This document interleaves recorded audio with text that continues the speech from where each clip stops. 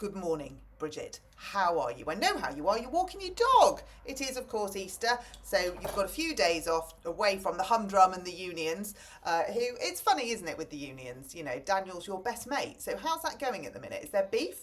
Are you speaking? Genuine question. I mean, he's saying that he's going to rip Labour over the coals. It's not good when it's your friend, is it? I have been wondering what I could do because it's Easter, you know, and I feel as though we should have a little bit of a ceasefire for Easter. Our relationship was going a little bit toxic, so I felt like, you know, come on, Anna, do the big thing, hold out the olive branch just for a few days. What can I do to show Bridget that there is empathy in me? And I thought, I know. I will help her with her social media. I am spring cleaning later, but I'm spring cleaning your social media now for you so that you've got a bit more time with the kids. What I've done is I've gone through the comments for you because I know you're not so keen on reading them, and it probably takes a lot of time to delete them. So I've gone through them. If I read them out to you, you can say you've heard them, and then someone else can delete them for you, and that's your social spring cleaned. I would get rid of a lot of your posts, honestly speaking. I don't think they're helping the situation. I mean, I know it's funny because you see comments and you go 333 comments and then you go into the comment section and only 2 are available. And you know, you do the most relevant, all comments, still only 2 available. So the other 331 clearly weren't suitable. Anyway, I'm going to help you with your comments. So, walking the dog, you've had on that photo, and I'm not going to read the names of the people that have commented, but you can go online and see who is. Whilst walking, please think of those children that will not be returning to their fee-paying school. They will be sitting at home full of anxiety about what happens next. No state school places for these children. I agree, the state system is in a mess, but adding more children to that is not going to help. We should be encouraging fee-paying schools, supporting them and helping families to take the pressure off that state system so that it can recover and function, like many countries across the world do. I know this post will be deleted, ooh, awkward, but hopefully you or one of your equally narrow-minded and short-sighted colleagues might take the time to listen to someone who disagrees with them for once. Now, I remind you, these are not my words. These are the words of the British public. Someone else has put, check out the nursery that's up for sale now, buy it and build one of your new ones. I don't think they're saying that. I think they're being sarcastic, Bridget. Another post you've put about the first principle of any reform to the SEND system will be to deliver better outcomes for children without compromises. You say, for too long, too many children have been failed. It's time for our vision of schools to set up to every child to achieve and thrive. Right, that's what you say. This is what somebody in your constituency says to that post. As a child with additional needs in your constituency, he can't stay in mainstream. We are now fighting to get him into a specialist school, and we have identified the school that we want him in. We have done intensive research visiting schools in the local area, units within schools, and speaking to teachers at these schools, some children at these schools, and parents. They have all said that the LA will try and place him somewhere to suit them and not him, probably due to finances.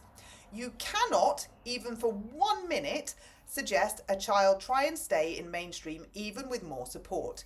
It doesn't work, and it won't work.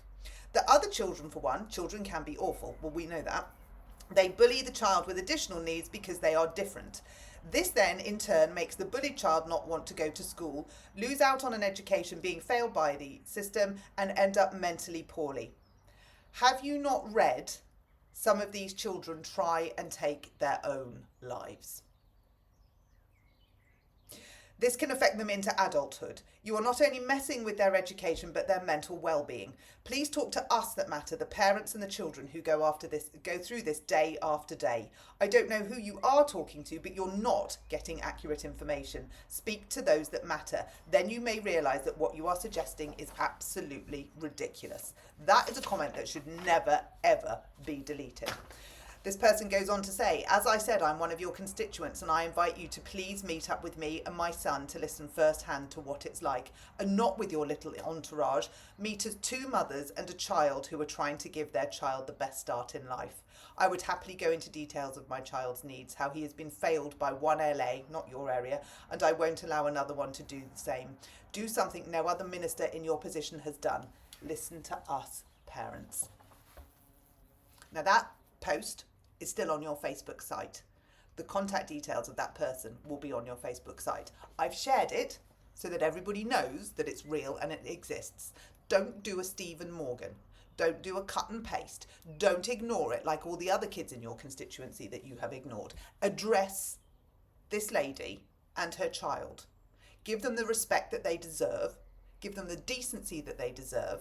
And attend to their needs. Not yours, theirs. I will be watching to see what happens with that. So then you've gone through, oh, here we go. No point having the private special schools in Staffordshire as nobody can get a place in them, whilst the local authority funded generic special schools are fit to bursting. The funding needs making the same and levelling up so that all the special school places are available. The number of SEND kids is exponentially rising. Think of the future. So that's on your SEND post. Then you've gone to another post. Through our plan for change, this Labour government will get tens of thousands more children, a record share, school ready. We're backing Kindred Square's starting reception campaign to give children the best start. So the responses to this. We also need to consider whether statutory school age needs to remain at 5. Some children start at just 4 years old. Why do some of the nation with the best education in the world not start children in formal school and from 7? So someone's saying it's too early to have kids in school. PVIs have been getting children ready for school for absolutely years. We don't need Kindred Squared or anyone else telling us. Also, there are many SEND children who will have a different development milestone, which are no less celebrated, and blanket statements about all children and cutlery are unacceptable. How do you manage to get it so wrong all of the time? That is a very good point, and I've read lots of comments about that, about children's developmental needs, and not every child can be on the same developmental path at school age, and some children aren't ready for school at 4 or 5. It's as simple as that. What about those who have SEND and can't use cutlery and either need support with learning or to use or support with feeding? They should have an educational provision that is suitable for their needs. Don't see any changes in that area yet.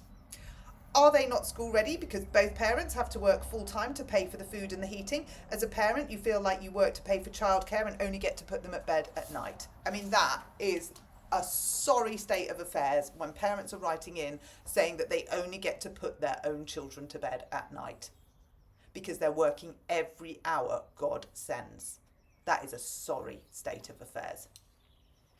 The breakfast clubs, you get loads of comments on the breakfast clubs. None of them are very good. So, and you've deleted 90% of them, so I'm not even going to go into that, but most of them are absolutely horrendous. You did an interview in the iPaper, and you have quite a few comments on that. This is a good one. Your plan ignores the thoughts of school leaders and experts, parents and children. To deliver clear change, you need to listen and engage. Please do better. You planned this for false headline, forcing VAT on school fees mid-year before parents could give notice or make alternative arrangements without disrupting their children's education, especially right before crucial exams. We've already seen school closures and a significant shift of pupils in an area already stretched in the state sector. But the real impact is coming in September, when the full force of this policy hits, and with it chaos for thousands of families. Where are the 6,500 new teachers you promised? All we are seeing are growing class sizes, reduced funding and more pressure on already under-resourced schools. This isn't about fairness, it's a policy that will cost everyone more and hurt the most vulnerable students the most. If it were, you'd be applying VAT to nurseries, universities and extracurricular clubs too, not just targeting independent schools. This is political theatre and it's students who will pay the price. Another post. This is amazing, Bridget. I'm so happy that my daughter is going to get the best. Can I just check when this will start? She's autistic and can't cope in a mainstream class, but not bad enough for special provision. She has 1 year left in school, and as the state provision is currently unsuitable, leading to her having a mental breakdown, which in turn becomes physically dangerous for herself, and the only way she is able to access a classroom is for me to pay for a small, quiet environment with much more targeted intervention.